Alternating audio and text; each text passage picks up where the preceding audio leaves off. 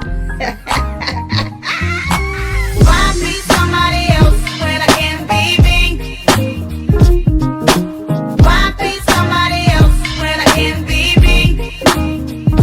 You're already taken, cause I'm in the making. Cause I'ma be me, I'ma be me, I'ma be me. Yes, sir. Yes, sir. I'm so good at being good. There it is.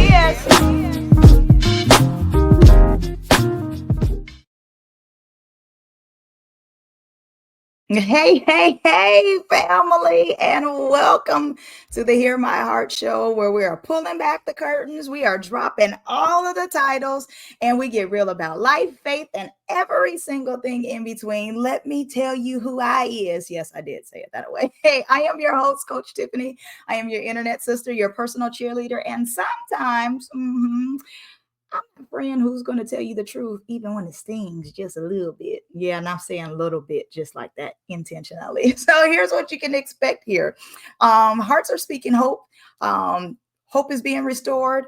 And you know what? God's fingerprints is all over this conversation. It's what I'm about to tell you for real. But before we step into it, I have to go ahead and give you a little bit of news. Let's do some housekeeping. And before we jump into all this favor, I need you to like, share, and subscribe if you haven't already to this particular show, because what we're about to talk about could be the very thing someone you know has been praying for, or it could be you. This could be the thing that you have been praying for. So I think we should jump into the show. I want to set the tone before I bring my VIP to the mic. Family, can I tell you something? There's something super powerful that happens when you finally believe that God is not finished with your story. The enemy will whisper that your mistakes, your losses, your past, and it defines you. But guess what? Jesus whispers louder and he will say, "You're mine. You are seen, and your best days are still ahead of you." Okay. Every single season, the heartbreak, the healing, and even in the quiet, it's a chapter that God uses to draw you closer to Him and to remind you who you are in Him. That's what's important. And can I share with you? My VIP is living proof that when you surrender your life to His hands, to God's hands, He'll write something far more beautiful than you could even imagine, that you can even think, that you can even dream about. Okay, so my VIP today, her name is Pamela Bowen. And she's a retired travel nurse. She's a Christian author, she's a speaker, and a woman whose life story is a living testimony of God's faithfulness. I'm going to tell you, she is a fireball. So, baby, you're going to have you some tissue. You're going to need you a fan. You're going to need you a rag or something. Because, baby, the conversation that we had already had, let me tell you, her journey has been marked by grief, redemption, and restored love, but also by the unshakable truth that God still writes beautiful endings. Whether she's bird watching in Florida, loving on her Yorkie, or mentoring women, Pamela's heart beats to remind others that you are not unseen and God is not done with you yet. So what I want to do is I want to bring to the microphone and to your forefront my sis, Pamela. Wow, what an amazing opening. My goodness. Thank you so much. I am thrilled to be here and to be able to speak to all of your viewers today. I know that each appointment is a divine one, and I know that everybody that shows up, God he called their number and said you and you and you and you and you and and yeah, you in the back, you too, because that's the way that he does us, right? He will show up in the middle of our messy, and I love that because thankfully he is not afraid of women like me, that show up with a little bit of fire and a little bit of grit, and I I'm thankful to have the opportunity to talk about that today, for sure. I absolutely love it. When I tell you I love the fireball within you, I kid you not. You are living proof that a fire unattended will soon go out. But you tend to your fire, so there ain't nothing going out in you toots. That's right. That's right. God has been so good to me. I think about my own life, and it is truly a testament of broken Okay. and wounded, and how God takes somebody that has been just literally the world had just destroyed any sense of identity that I had, any sense of, belonging. And it started, and I talk about this in my book, and I don't mean to just jump right in, but it's so important to me, to express the way that God leads us. And for me, it was through those broken places Mhm, and through those wounds that he wasn't afraid to come touch mhm. Well, I'm and come grateful see. that he did. Right. He came and touched you, boo. He And did. with his touch, you share. That's what I absolutely love about you is you didn't keep the touch that you received to yourself and was like, oh, this is good. Like, this is for me. You were okay with being healed and saying, you know what? I'm going to go back and tell you thank you for healing me, but I'm also going to share the good news and tell you how I got healed. This is what happened with me. Let me share. I love it. Absolutely. And that's so important to me. And that's part of the reason why I wrote my book. Mhm, When God spoke to me in 2020 and mhm, told me that I was going to write a book, I thought it mhm, was going to be about the cleaned up version of my life, mhm, the travel nurse version of Pamela, the mhm. healed version of me. Yeah. And that wasn't what he wanted at all. He Mhm, wanted me to reveal the broken places that I had been healed in so others could find the pathway to victory that I had found. uh-huh. I had been told, since I was 17 years old, that how did you survive that? How Mhm. did you make it Okay. through, you know, abused marriage? I got married at 15 years old. When I married my first husband, I was a baby, you Mhm. know, and it was an abusive marriage. It was a very traumatic experience. So one of the very first titles that I wore was abused wife. Yeah. Right? A title of shame. And then I lost my daughter, Wow. and I became a grieving mother. Mhm. So there's another title, Mhm. another burden, more baggage that I carried Mhm. in my life. And, I didn't think that God wanted me to talk about those places in my book. It's not, Yeah. not the husband who ended up in prison Oh, and wow. died in a prison cell, which is what happened. No, you want to hear about my wonderful husband that I have now and the Uh-huh. cleaned up life that I live now. No, Mhm. that's Mhm.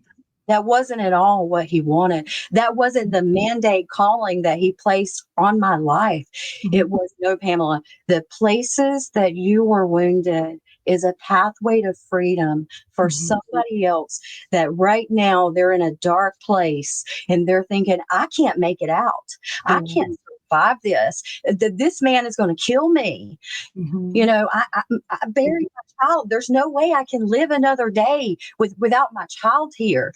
And then I became a widow after that. Mm. I wore another title. And then I had to wear uh, single motherhood, raising my children without their dad.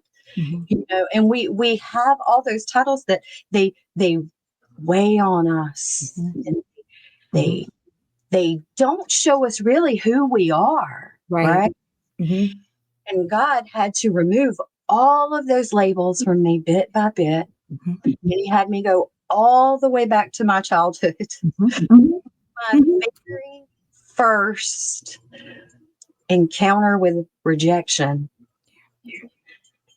and see that that was the doorway that led me to being thirsty in relationships, Mhm.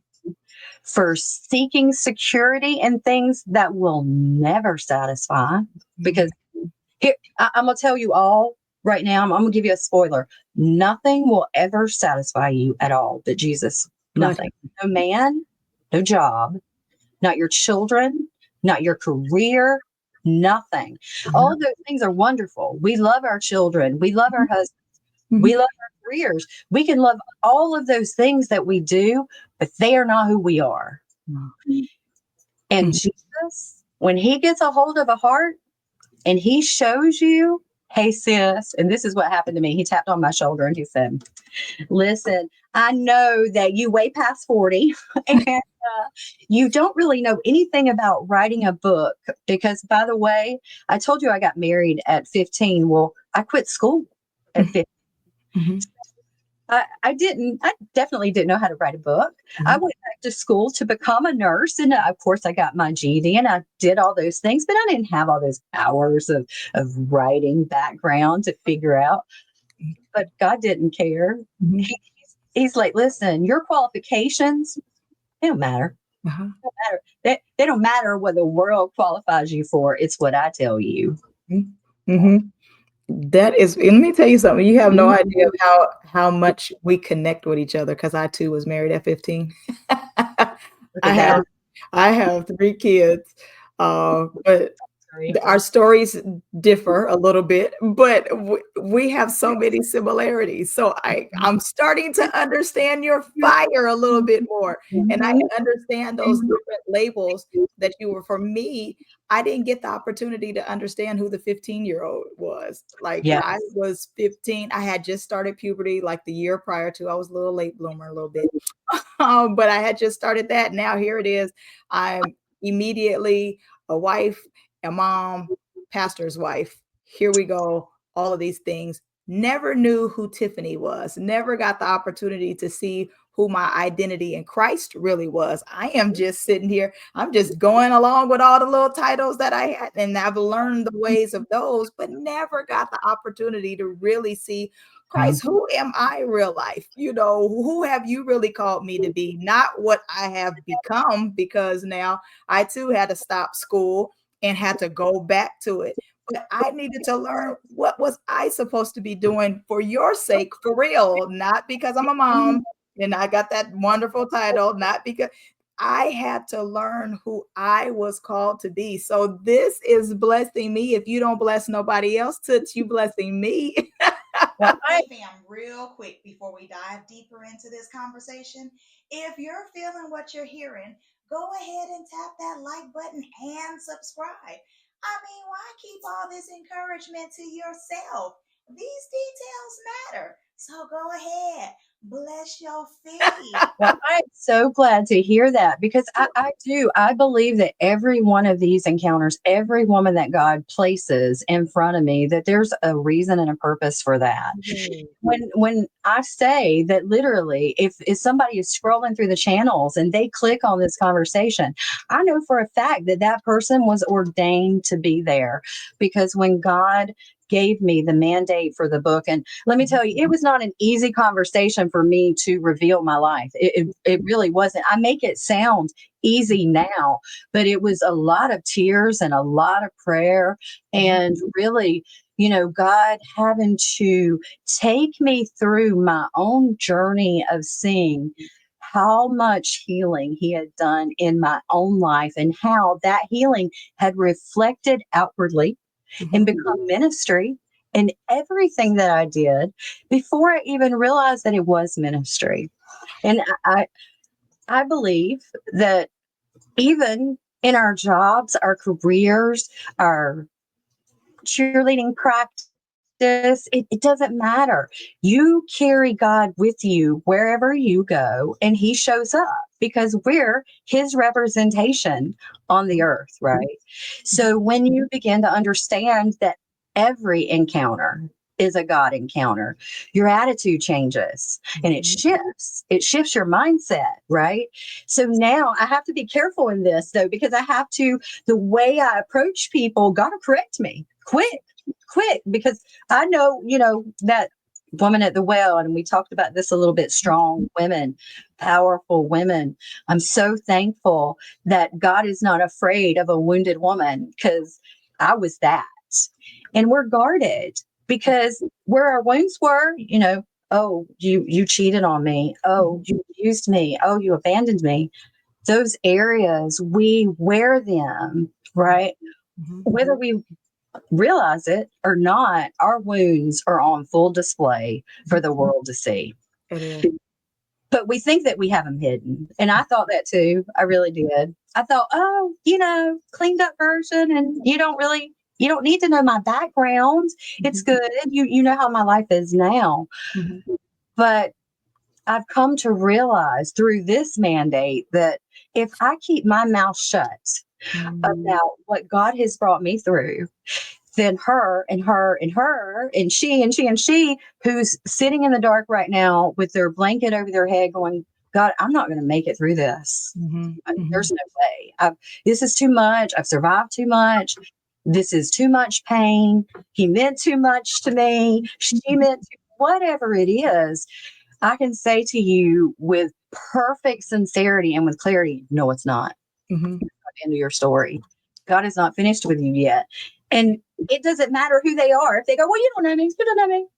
How do you know that? How do you know me, Pamela, stranger, that God is not done with my story? Well, ma'am, sir, whoever you are, he's not done with your story because you're still breathing.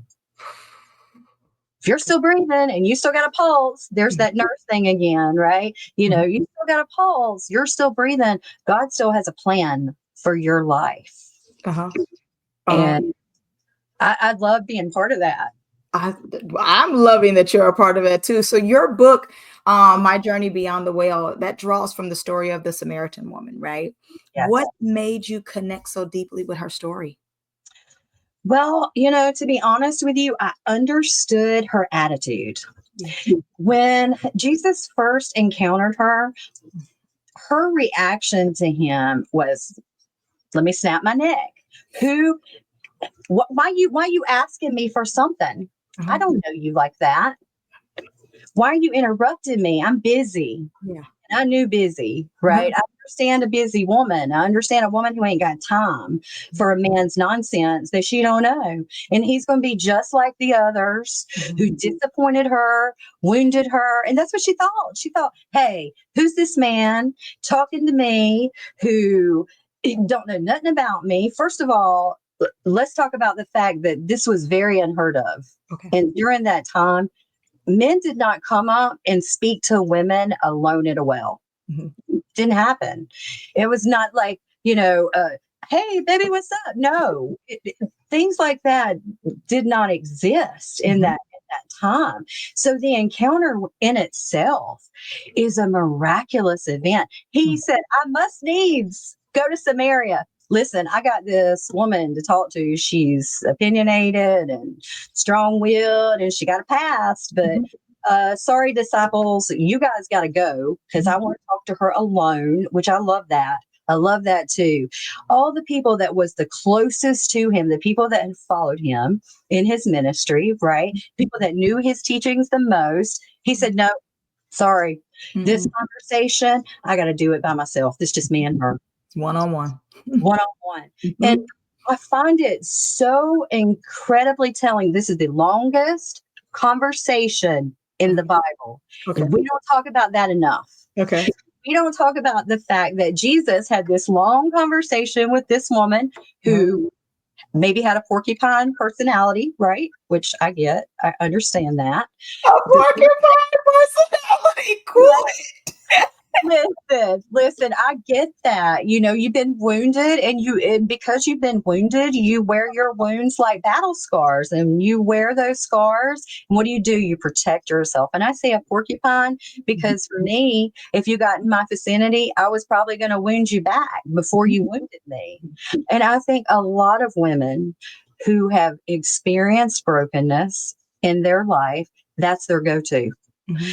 Put up that guard. And that's what she did. And I connected with that immediately, that putting up her guard right away But I love that he immediately knew how to get her attention. And he did that by telling her everything.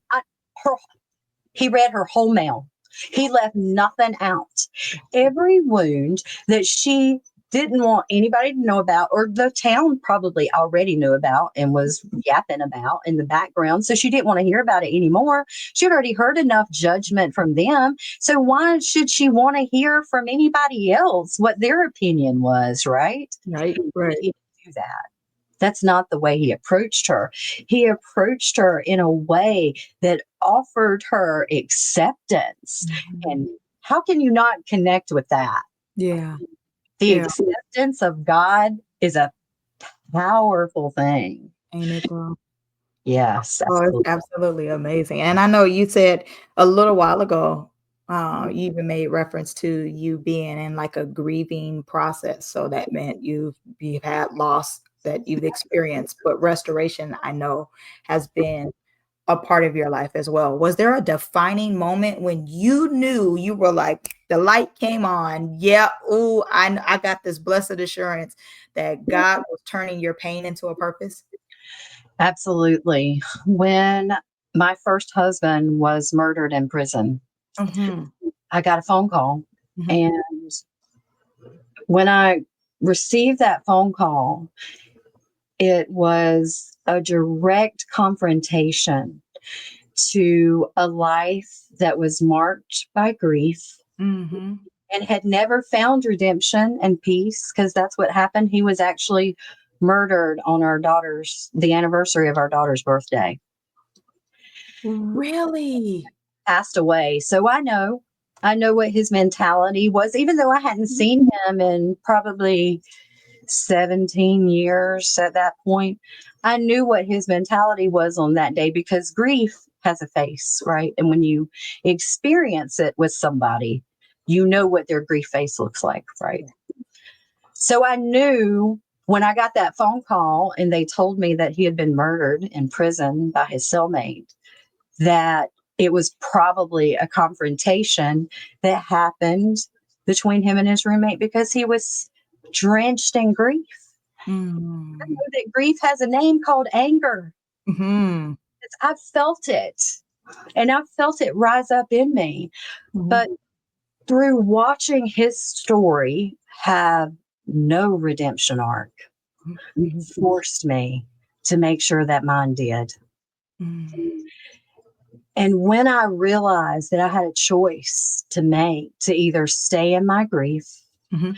and allow the wounds of my past to destroy me, Mhm. or I could allow that pain to fuel my purpose. And that's what I chose to do. And when I surrendered, my sister, when I surrendered to that, and it was hard, it Mhm. was it was very hard. When I surrendered to that moment, then God opened the door for a level of healing that I didn't even comprehend at the time. I knew I was changing. I knew that I was evolving. I knew that I was shifting.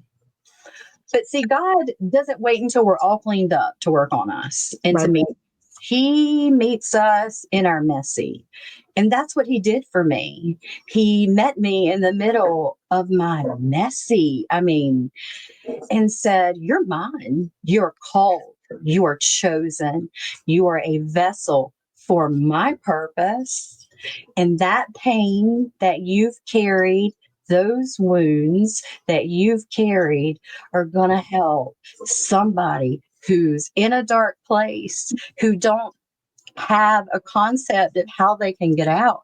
And it prepared me, because when I became a nurse and, I took care of children who would never grow up, they Wow. would never have that opportunity. Mhm. When I had conversations with parents about funeral arrangements, because their reality was different than what the world would think parenthood looked like. But see, I had a front row to tragedy in my own life, right?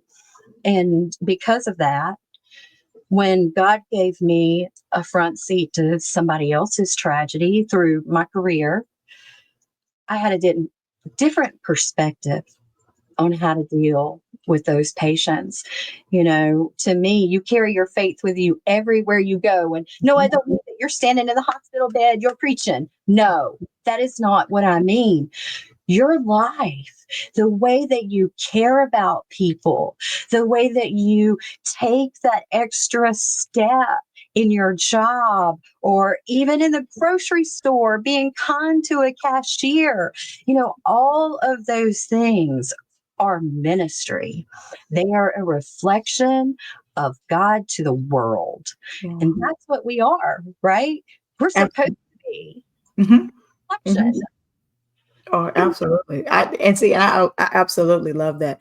When you made reference to being unseen, for the woman who is listening and who feels unseen or who even feels like she's unworthy, um, what's the first step towards rediscovering her identity in Christ? What would you say it would be?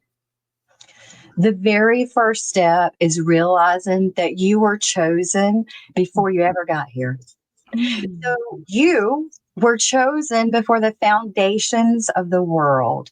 So that means that everything about your whole life, God knew before you ever got here. So he chose you exactly as you are in all of your little things that you go, oh, not that. God, surely not that part of me, not the part that's rude or, says a, really ugly word when I'm caught in traffic. I mean, all of those places, right? We don't think that qualifies us, but I tell you, none of that matters. None of that matters. He chose us before the foundations of the world. And when you understand that first you are chosen, the rest of it just comes in layers when you know that you're wanted, Yeah. right? Because that's what we want. We want to know that somebody wants us. We don't want to be thirsty, right? We use that word so loosely now, but there's a biblical connotation to that. Mhm. The woman at the well was thirsting for something more. And I completely identify with that. And I think every woman, like you said, that's wondering, okay, I'm thirsty, but how do I get that satisfied? How do I get that process started? Mhm. For me, my book was so important to not just show them, hey, this is where I was wounded, but to show them how I got to healed. Mhm. So each chapter, there's a prayer, there's an application. I take them through their own journey Mhm. at the well because I don't want them to come away and not be equipped for their purpose. Yeah. I want everybody that reads my book and it has that encounter to walk away like I did, going, come and see a man who told me everything I ever done. He knows Uh-huh. me all. He knows me. And you cannot tell him anything about me that he does not already know. And that's why in this book I felt so confident about being so vulnerable about my life because the enemy can't attack when Yeah. you revealed here it is. What you going to attack? What you going to do now? I Mhm. told you my business. And that's what Jesus did with the woman at the well. He gave her freedom to go. It doesn't matter what the crowd called me because he called me mine. He called me his. So Uh-huh. y'all keep your opinion. I'm gonna come back and I'm gonna tell you everything. Mhm. He he's gonna change your life like he did mine. And that's what I hope that everybody that comes across these videos, my book, that they all have that connection with God, that he shows up real in Yeah. life like Oh, he did. I love that. I think we should redefine how that word thirsty is looked at Mhm. because there is nothing wrong with being thirsty. I kid you not. Well, I wasn't in the context in which they're saying thirsty is now, but I'm grateful that I appeared to my husband somewhat thirsty. Like Mhm. he's just like, hey, I have a need for you. There's something that you're not all together.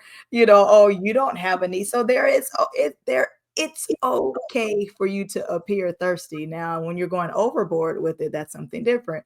But Right. when in this context, there's nothing wrong with you being thirsty. And I think we really need to redefine that and take the power back in being thirsty. I think that that is a good thing to Absolutely. be.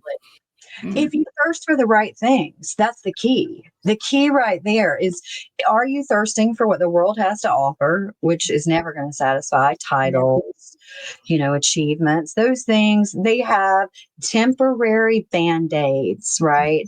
Those accomplishments.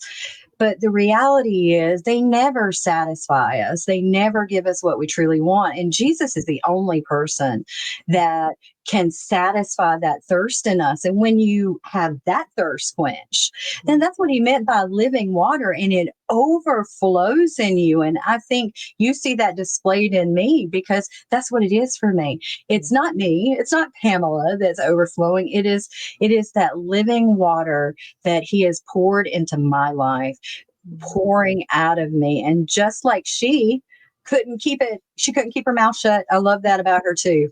Let me tell you, I love that about her. She could not keep her mouth shut, because once she had an experience with Jesus, the very first thing she did was she left her water jar. She said, I don't need what used to supply my needs. I don't need that anymore. No Mhm. longer. She left it there. Mhm. And she went back to the very people who had rejected her and let them know, hey, what I got, you want, Yeah. unashamed, Mhm. and because of that, we look at her life, and or maybe we don't enough, actually. When that's one of the things about the book that I think people don't know. When you talk about the woman at the well, we have a small snapshot of Okay. her life, right? But church history goes a little deeper. So when you start looking into some historical context of the woman at the well, it's even more interesting, her life.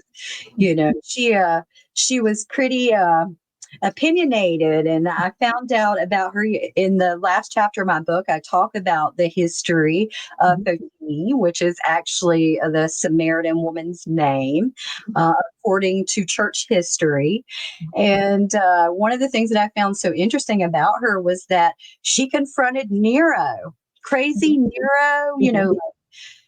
tyrant of all tyrants, and she just stood up in his face and snapped her neck, and you know proclaimed the gospel, because she had already been freed from any other level of judgment. She was walking in freedom of her purpose, and it didn't matter who she's talking to at that point. She's like, listen, you come in my vicinity, you're gonna hear about Jesus. Even if you're a crazy man who kills Christians, you still gonna hear about him. And then Sure. you know what she did? Here's the ironic part of that story. She actually he he he decided that he was going to try to get her to stop preaching Okay. Christianity, right? Mhm. Mhm. So to do that, he was going to bribe her and her sisters, send them Mhm. all this gold, all this money.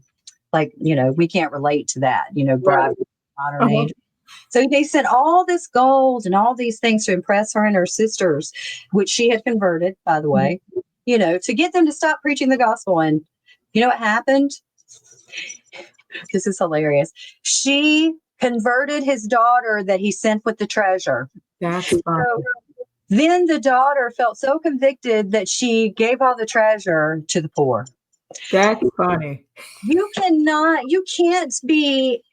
encounter Jesus and come away the same. And Mhm. it doesn't matter if you are an emperor's daughter, Mhm. it doesn't matter who you are.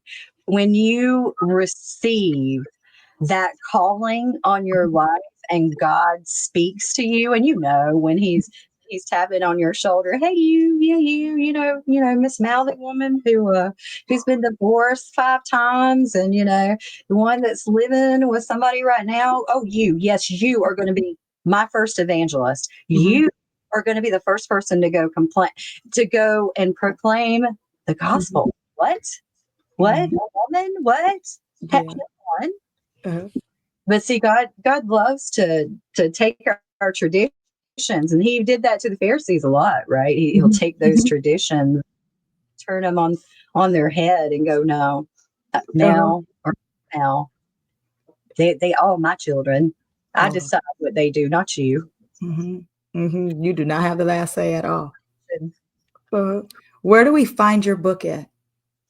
Well, you can find my book at Amazon, Amazon.com. You can find it BarnesandNoble.com, and find it on my website, PamelaBowenAuthor.com. And pretty much all the places now, God has opened the door for me to get it out there for the people that He has called. Yes, thank you. It's not for me. It's really not. My book is for women who have a story like mine, so they can find redemption and healing in theirs. And that's so central to my heart. It's such a, I don't even call it. It's a mandate. That's Yeah. what it's like. It's truly a mandate, and I take it so to heart that now I can't even go get my eyelashes done anymore without having a conversation, about who in your life it needs to be healed, because that's just the way God has just set this environment up for me to be in. And I've come to a place now to where I embrace it, because I know that somebody's freedom is on the other side of that. And I don't ever want to stand in the way of somebody's freedom.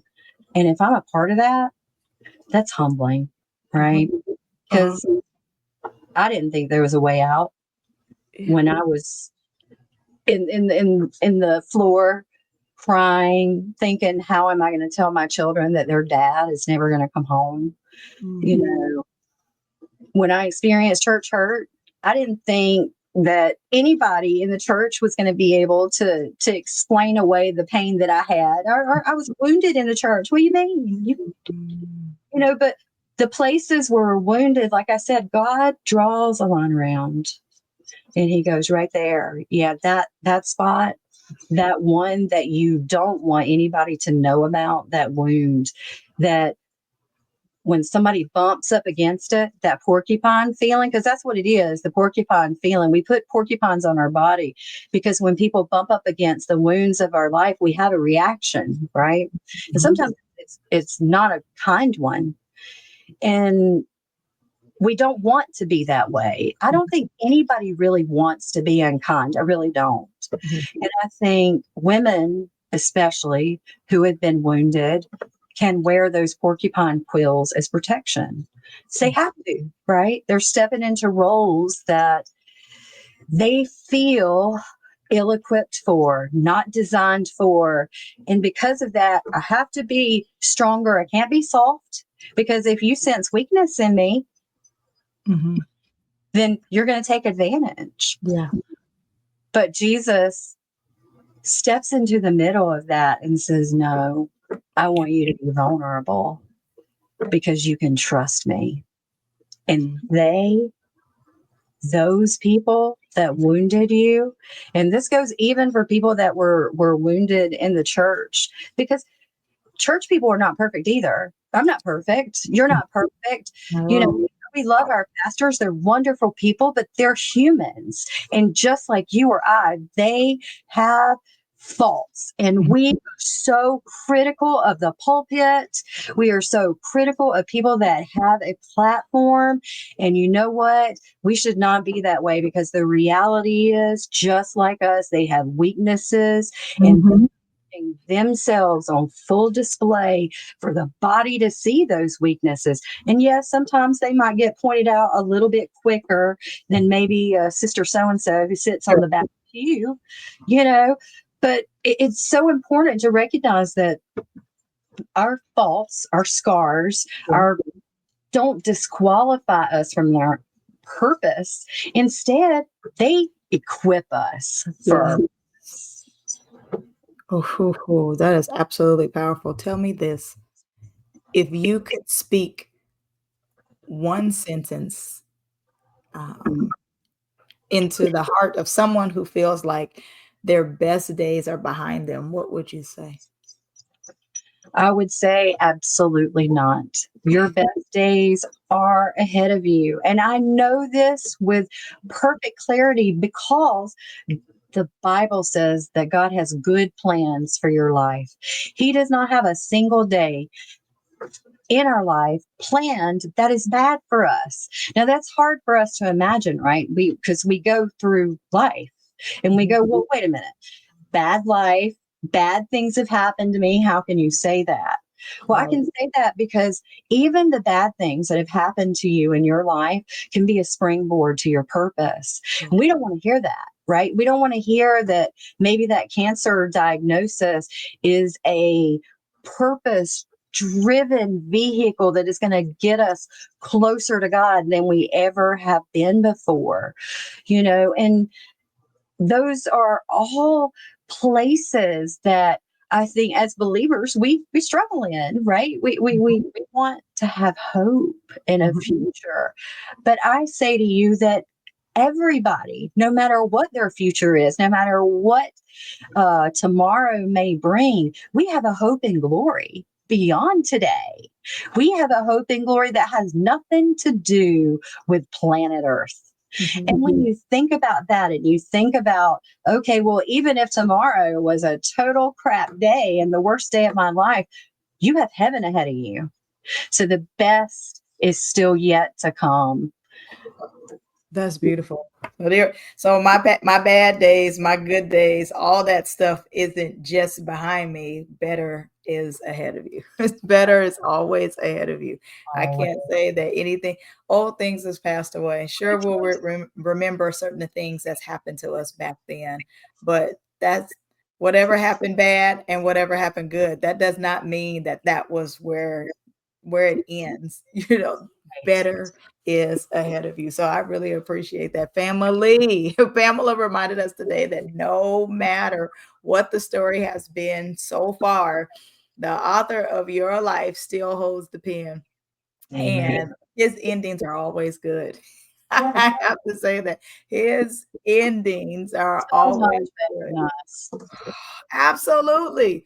So your past doesn't disqualify you. Your pain is not wasted, and your worth is not up for debate. You are seen, you are loved, and God's purpose for your life is still alive. I have to say that again. God's purpose for you is still alive. It's not behind you. It's still alive. Every opportunity that you have to inhale, exhale, and breathe, it's still alive. You still have purpose on you. You still have purpose on you. I say it again. You still have purpose on you. Please make sure you connect with Miss Pamela. Please, please grab her book. Huh? All of them, every single one of them watching right now. There's Everyone. that's not without a purpose. Everyone still has purpose. We're breathing, so we still have purpose. Tell me your book again. My Journey Beyond the Whale, right? Beyond the Well. And you can find that, like I said, at Amazon.com. And again, my book is called My Journey Beyond the Well. You can also find me on my website, PamelaBowenAuthor.com. I have social media. You can find me on Facebook. You can find me on TikTok and Instagram. Again, Pamela Bowen Author. Pretty easy to remember that part. But I thank you so much for having me here tonight, for sharing your platform with me, to be able to give me the opportunity to come and minister to the ladies and gentlemen, because God is no respecter of sex or person, whoever is watching.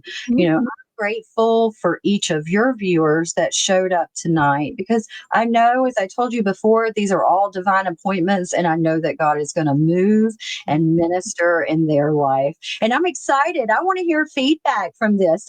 So you that are listening, you guys, give her some likes, give her some comments, subscribe. Don't forget to do all those good things. And also, you can go over to my channel. You can find me. Me and Tiffany, we're going to collaborate and go over there, like, subscribe, do all the things, because it is through your support and your influence that we can reach other people on this platform and every other platform that needs to hear about Jesus.